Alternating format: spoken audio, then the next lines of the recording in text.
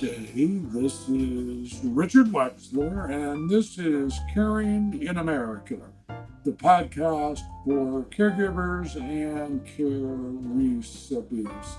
So, folks, the ones that have been with me for a long time, you know why I'm doing this. 20 years ago, in my early 50s, married later, two small kids. All of a sudden, all four parents get extremely ill between my wife and myself.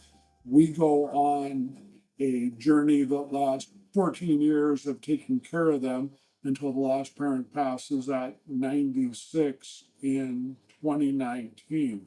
Go back to '05, started learning everything I could about aging and care, eventually started educating, which I've been doing for 20 years now, around the United States about this crazy subject matter. Started this podcast 2 years ago. And then with my business partner, Peter Ross, we co-founded a Plan to Age earlier this year, really trying to change the way that people age, really educate people about what it means to get older in this country, what care means, what those options are, what it costs, where you can find it, how you pay for it, and so much more. So we have a special guest with us today, and I'm going to introduce him via his bio. Patrick Hardy is not the typical disaster expert. No doom and gloom, no scare tactics, just real actionable insights from the forefront of the world's toughest disaster challenges, between setting the world record for 28 hours of nonstop CPR, building emergency shelters with Lego blocks, and evacuating 240 cats in 90 minutes. Disaster Patrick, as he's known, his mission is to push the edge of what's possible in preparing for disaster. Patrick, are you there, sir? I am. Thank you for having me today, Richard. You're very welcome. So, for our audience, where are you sitting, sir? I'm in Sacramento, California today. So I do a lot of travel. We're at the time of this recording, we're at the end of August, and so I will be in California for the next week or so, and then I'll be traveling almost nonstop for the next 6 weeks or so. So I'll be on the East Coast. I'll be in the South. I'll be all over the place. I'll even be in Canada for a time. So it's going to be a pretty busy National Preparedness Month for me. Wow, wow. So safe travels during all that travel. So I have some pretty obvious questions just in reading your bio. 28 hours, a world record of nonstop CPR. Can you tell our audience more about that? Well, I started about a year before. As a matter of fact, I broke the record on September 13th, 2024. I had been training for about a year. What ended up happening was I went to I have a longtime trainer, because this was not the first world record that I'd broken. So I'd broken a number of records in push-ups. So I'd broken world records with, I used to wear like 60 or 80 pound vests on, and I'd do push-ups for a minute or for an hour, and I would set those records. But I decided I wanted to really push myself and try something for over 24 hours, and CPR was the obvious one. Wow. So I went to Guinness, and this was a long time ago, and I said, I want to break the record, and they said, sounds good. Here's the rules, and I decided to start training for it. And every weekend, I was slowly working my way up, and the trainer I had, he helped to develop the right nutrition regime for me, the right workouts, so that I would be perfectly in tune and ready to go. And lo and behold, in September we went for 28 hours. It was amazing. I had a lot of support, a lot of great friends. I had a terrific sponsor, Cascade Training, which is they're a national leader in CPR training, and it was just a lot of fun. It was a wonderful adventure. Oh, I'm going to say one word. That's insane. And what was the record before you broke it? The record was 26 hours, 1 minute. It was set by a British commando. And so I thought, I'm going to try and break that. I'm going to push myself to my physical and psychological limits. Wow. And so I pushed, and I'll tell you, there were some things that happened during the record that we can talk about that shocked me, that really forced me to say to myself, can you really complete this? And the answer was an unequivocal yes. But it really did challenge you all the way through. What were some of the things that happened? One of the things that probably the most dramatic thing that happened was one of the things that Guinness does is when you do records that are multi-hour, they give you 5 minute breaks per hour. 1 5 minute break per hour. Now, what Guinness lets you do is you can actually backload those. So you can, so for example, for every hour, you obviously get 5 minutes. So, for example, if you go, say, 4 hours and you don't take a break, you just go all the way through. Then on the fourth hour, you can take a 20-minute break. So I went for 8 hours without a break. I was doing fine, and we'd planned this all out. All of the breaks had been planned long in advance.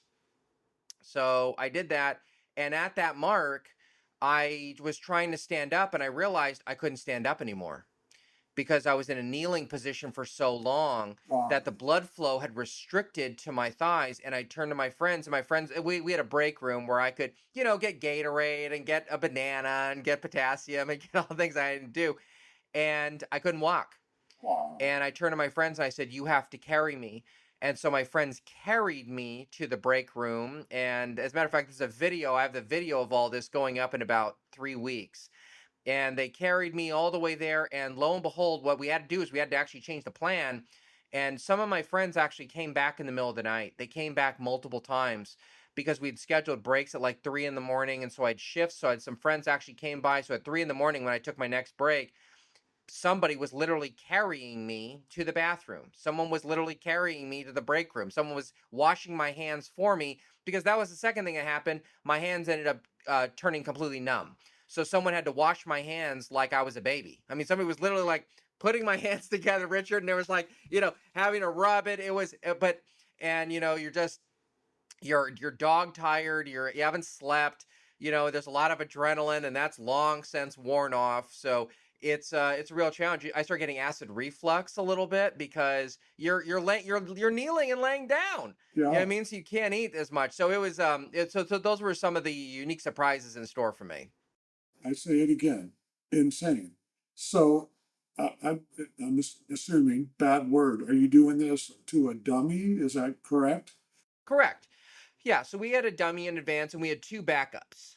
So in case one of the dummies broke, because matter of fact, in the year I was doing it, I ended up breaking a dummy because I did so many practices on it that the spring in it actually broke. I was actually doing CPR. It was on a Saturday. I think I was doing an 8 hour that day. And as I was doing it, all of a sudden you hear this pick, and all of a sudden it doesn't click anymore. Wow. And I You realized I'd broken the broke the dummy. dummy.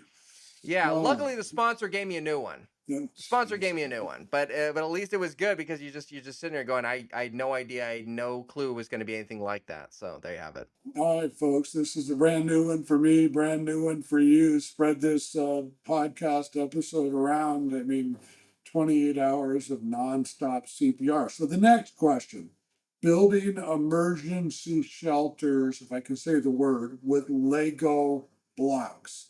Talk about that, please. I decided I wanted to try something really hard. One of the things that I felt was important for people to know, and my main message I tell people all the time is I say, listen, disaster preparedness doesn't have to be hard. It doesn't have to be awful. And you can be creative with it. And so I really wanted to push the limits of what's creative. So what I did was I went to a Lego architect, and I got a series of these companies. I didn't realize these companies actually existed. There's Lego companies where you can actually rent Legos, and they sent me Legos for free. And I went to a Lego architect and I said, "Listen, I want to create an emergency shelter entirely out of Lego blocks, and then I want to put it into 180-mile-an-hour winds." And he said, "That's insane." And I said, "Well, we're going to do it. So let's find a way to do it." So he and I designed this thing. We designed this shelter structure, and we're actually taking it to the University of Maryland. We're doing it in November. I'm going to University of Maryland at the wind tunnel. there. And so the engineers are going to put this thing under the ultimate test of, because I want to demonstrate to people you can do emergency shelters out of anything. And the difference is how do you do it? What are the mechanics behind it? And I wanted to show people that creativity can really exist within disaster planning, because it doesn't have to be terrible. It can be something that's really fun and interesting. And I thought that would be a fun and dramatic way to get people into disaster sheltering. I'm saying, wow, a lot. Okay. Now the next one, evacuating 240 cats in 90 minutes. I did that. As a matter of fact, that's a video on my YouTube channel. Go to @DisasterPatrick. There, it's on there. It's actually a video. What I did was I had a there is a cat shelter that is located just north of here. It's in a secret location, actually, because they don't want people dropping cats off randomly. So one of the things we did was I reached out to them and I said, listen, would love to be able to help you guys with an evacuation. And I said, I'm doing these video challenges. I want you to challenge me to do something. And so they said, well, how about you evacuate all 240 cats off our property in 90 minutes? Because in a wildfire, that's really how long we would probably have. And so I actually designed a drill, and we were calling it a Disaster Impossible challenge. So just like you see on TV, for those of you who may have heard of Restaurant Impossible with the venerable Robert Irvine, Yes. where he takes on culinary challenges, right? And I'm doing the same thing here, where I just literally, and I worked with the staff, and I'm not kidding you, we finished with 2 seconds to spare. I closed the gate right as it went to zeros, Wow. and we got all the cats out of there. So, All right, well, let's back up. So, Disaster Patrick. A, why are you Disaster Patrick? How long ago did you start this whole thing? And basically tell our audience what you're doing and why you're doing it. well, I decided that I wanted disaster planning to be something that everyone felt like was in their reach. I want people to feel as though they are in control of their own disaster preparedness. And you don't have to be one of those preppers, right? That has, like, a shelter full of, canned apricots, and you don't have to learn how to, skin a rabbit, or, create a rabbit, create a, fishing line out of shoelaces and stuff. You don't have to do any of that stuff. There are some simple, creative things that you can do to make yourself disaster prepared no matter what. And I was a CEO of a disaster company for a very long time. I started my career literally 20 years. This may seem very strange. I started my career 20 years ago to this very day. Wow. Literally, right as Hurricane Katrina was making landfall, that was my very first day as an emergency professional. And so, one of the things I did was I worked for the government. I worked in the governor's office of Homeland Security in Louisiana. As a matter of fact, that's kind of a story in and of itself. But I ended up working in private service, and then I opened my own business, working with small businesses. So I worked with restaurants, and I worked with bars, and I worked with nursing homes, and I worked with alligator farms, and I worked with beekeepers, and I worked with underwater cable operations, Wow. all kinds of amazing businesses. And what I decided I wanted to do was I wanted to challenge and move the discipline forward. And so I was CEO for a long time, and I decided about a year and a half ago that I was going to step aside because I wanted to be a content creator, because I have all these great ideas and these things I've been doing. And I said, I want to share these wonderful secrets that I've developed with my colleagues over the years, and I want to provide them to everybody. I want to make them available to everybody. That's really, really important to me. And so I decided to focus myself and become a YouTuber. So just like you said, like, and because I wanted to do things that were hard. I didn't want to do the simple, here are the 5 things to do in a wildfire. Boring, nobody cares. So I decided, why don't I take on a challenge? So instead of creating a video saying, here's how to evacuate a cat, here's the challenge of evacuating 240 cats in 90 minutes, so that people can see how that can be done. Creating a Lego structure that turns into an emergency shelter. Are you going to do it in real life? Of course not. But are you going to you may have to do that with other types of building materials. You may want to create an emergency shelter in your backyard for your animals, whatever. I just wanted to show people It doesn't have to be doom and gloom, and it doesn't have to be blood and guts. So that's really the genesis of where I came from, and how throughout my career, I just have sought creative solutions to problems. Because 20 years ago today, I saw a country, the most powerful country in the world, totally bungle Yeah. an emergency response. And I just thought, this can't be it. This can't be it. There's got to be a better way. And so that's what I have focused on in my career, is developing new solutions. And so now I'm really proud that I'm a content creator, because then I can get that out to a much larger audience, and to people like those who are hearing this right now, which is, trying to change people's perception of disaster preparedness. Talk about that. Talk about 20 years ago. Talk about Katrina. Talk about what you saw. Talk about what you did. Well, I was in college, and I was at one of my majors. I had multiple majors, but one of the majors I had was political science. And one of the things about political science is, for those of you who are hearing this, uh, if you're a political science major, particularly studying international politics, which is what I studied, everybody has a cause. You discover that everyone has a cause, something that they say in their career that they want to fix, whether they want to, they want to eliminate nuclear weapons, or they want peace in the Middle East, or they're trying to, eliminate famine, whatever. And so I would go take class after class with different people. And as you go in upperclassmen, there's only about 10, 12 people in each of the classes. I went to a private liberal arts college, and I'd be talking to people, and they would say, well, what do you want to do? And I say, I don't know. I have no idea. I have no idea what I want to devote myself to. Then I graduated, and at that time, concurrently, I was an EMT and a medic. So I actually was working in an ambulance throughout college to help pay for college. So I decided when I graduated that, hey, I've got to figure out, am I going to go to graduate school? Am I going to go to law school? Am I going to find a job? What am I going to do? And 20 years ago today, I saw Hurricane Katrina.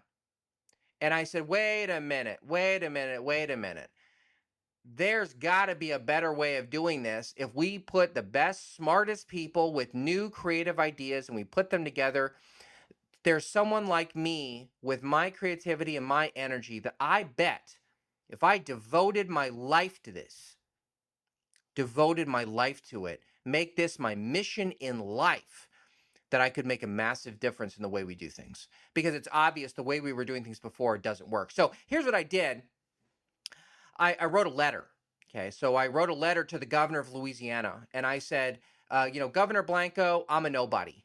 I have no political connections. I have no money. My family's not rich. I don't know people. But I graduated valedictorian. I was top in my class in college in both my majors, and I have this interest. I was a first responder for many years, and I'd love to come work with you because this is a seminal event in the history of emergency management, and I want to become an emergency manager. So 2 days later, I got a phone call from the chief of staff saying we'd never gotten a letter like that before, ever.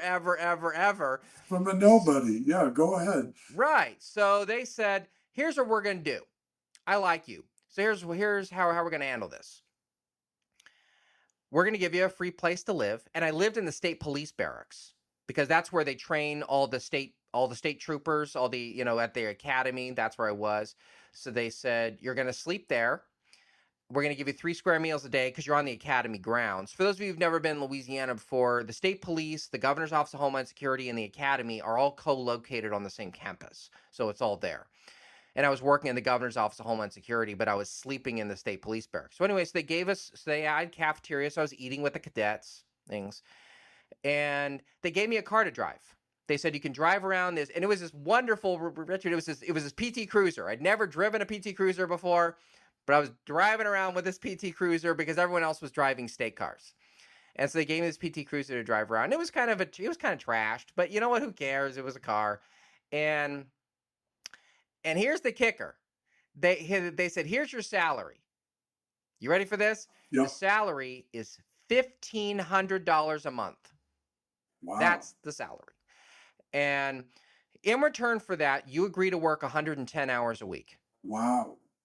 That And I seems said, fair. Go ahead. I said, I'm on the next airplane. Are you kidding me? I'm on the next airplane. And I ended up working for the chief of staff under the governor for many years, and I ended up living and working in Louisiana for a long time. I started my business there, and I learned more in that time period that I worked there than I could have ever asked for. I did training. They offered me, let me do any trainings I wanted to. So I went, I had vacations. I didn't go on vacation. I went and did trainings.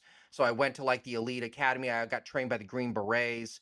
I went to New Mexico and I learned about suicide bombings and how those are done and risk assessments. I went to New Mexico. I went to Nevada. I went to the Nevada test site about radiological disasters. I went on the East Coast. I learned about drills and exercises. So I maximized the experience. I became a volunteer with the Red Cross. I ended up becoming a shelter manager and a DAT team member. So I just did everything I could. I was working weekends, days, and I ended up, it was the best education anyone could have ever asked for. It was much better than going to law school or going to graduate school, or just getting a job, because you know what? It took the best parts of all three of those things and melded it into something that would turn into a tremendous career. No, that's amazing. So we had about, I don't know, 5, 6 minutes or so left. What's changed? What's changed in 20 years? What do you want to tell our listeners about that? How are we better? Are we not better? Are we set up for disasters? Are we not set up? Well, the lesson I want people to take from all the things I've learned and seen is this: you're ultimately in charge of your own disaster response. And what I want people to understand, and one of the messages I tell people now about disaster preparedness, is that it you don't have to have a disaster plan. That's the big thing. You do not have to have a disaster plan. Period.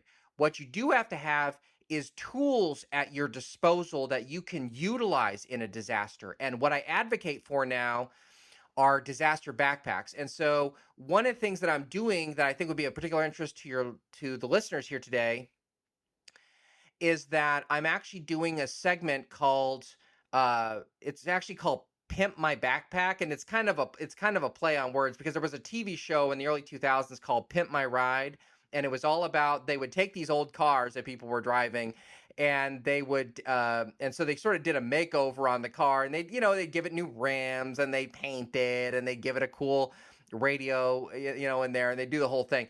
I'm doing the same thing for caregivers and for others, where I'm going to take their disaster backpacks, we're going to strip it bare, and I'm going to give them a brand new backpack with everything that they need in it. It's going to be a lot of fun. And I definitely challenge anyone who may be interested in having me come and do that. Go on my website, disasterpatrick.com, and message us, or go on one of my social media channels and message us, because I'm trying to give really great disaster backpacks to people who would otherwise never get to have one. So that's really what I'm trying to focus on. And I know that you focus a lot on dealing with the elderly. So let me give everyone a bit of a tip. I have done, I think, 3,700 disaster plans for various skilled nursing facilities around the United States, and California and South Carolina and in Florida and in Georgia and Texas and Louisiana. And I will say this: if you are taking care of someone in your home, if you are a caregiver for someone, I will say to you, to make your life easier, get a disaster backpack specific for that person. And I use a method which we don't have time to go into today, unfortunately, but it's called the 5 pocket method. And I have a series of videos coming up in September where I'm going to start you with an empty backpack on day one, and you will be able to complete and fully fill your backpack by day 30. So in all of National Preparedness Month in 2025, I'm going to put up 30 videos, one per day. It's going to be trainings. It's going to be little things about what to put in the backpack, because by the end of that 30 days, I want you to have a disaster backpack that gives you the tools you need to deal with any kind of disaster. And so that's where I'm trying to help people to understand that these are not things that take months and years to develop. It's not hard to do. I just want people to see that the kinds of backpacks, the kinds of tools that you can develop can be done very rapidly, but have to be done very methodically. And the method I use, I said, is one I coined and developed with my clients, called the 5 pocket method. And in those 30 days, I'm going to lay out what that is, how to do it, and how to maximize all the tools that you have a backpack that will prepare you for any kind of emergency. That's fantastic. You obviously read my mind. I was going to ask you some tips and advice for for caregivers for communities that have a lot of folks residing in them. So that is wonderful, wonderful information. As we do get ready to close up here, what other contact information do you want to give folks, Patrick?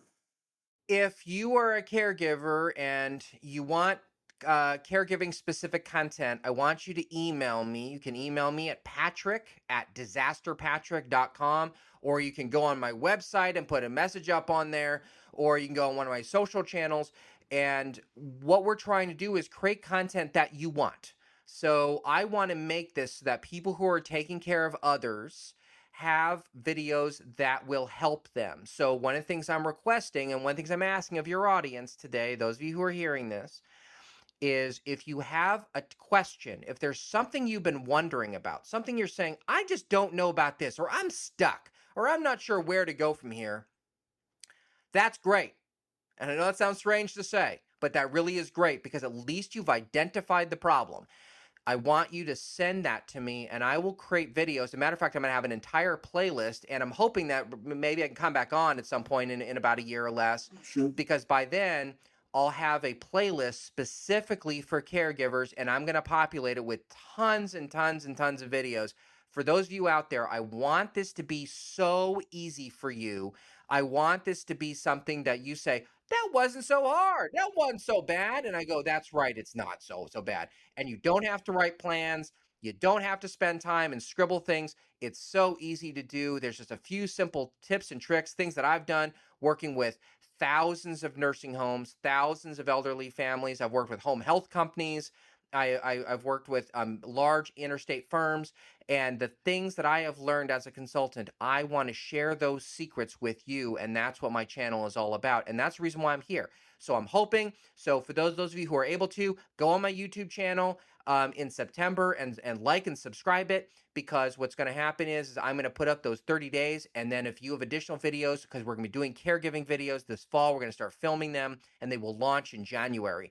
And those videos are ones that I want to help so that they answer what you need, not what I think you need. It's what you need, and that input will make a massive difference.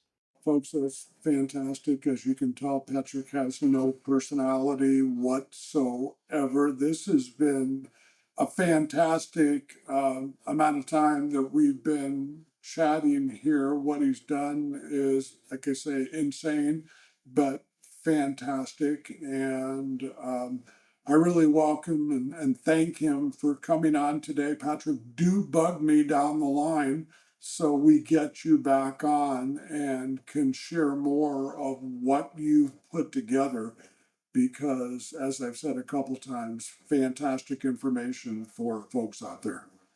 Thank you so much for having me, and absolutely, I will come back on, and maybe when you can have me back on is sometime in like April or May, because then we start getting we're going to get into hurricane season again, and we start getting into wildfire season, and so I would love to be able to come back on and support you and the listeners here as much as I possibly can. I've enjoyed it also, so thank you all very much, and remember, one of the messages I leave, no matter where I speak with people, prepare for a disaster, and you will never, ever experience one. That's fantastic information. And do bug me about coming back on in case for some reason I forget. I will. Thank you, Patrick. Thank you, folks. Until we talk again, have yourself a great day.